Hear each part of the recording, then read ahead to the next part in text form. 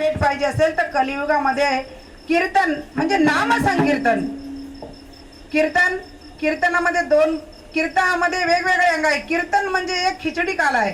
कीर्तनामध्ये किती अनेक प्रकारची भक्ती घडत असते. कीर्तनामध्ये गायन भक्ती घडते, नामस्मरण भक्ती घडते.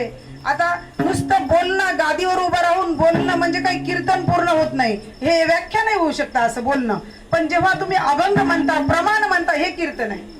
आणि कीर्तन हे नामसंकीर्तन असल्यामुळे हे सुद्धा परमेश्वराच्या नामाचा उल्लेखच आहे. म्हणजे तुमच्या नामामध्येच कीर्तनाची गिनती आहे. तर कलियुगामध्ये हे कीर्तन साधना आणि सोप्यातली सोपी साधना का सांगितली? कारण अभंगाचं दुसरं चरण नामे तारिले अपार.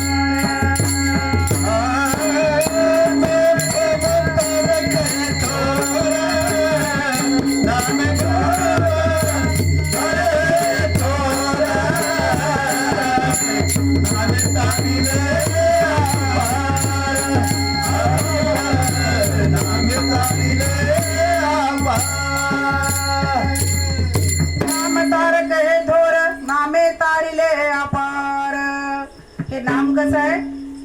तारक आहे. तारक असणारा थोर हा मंत्र आहे नाम.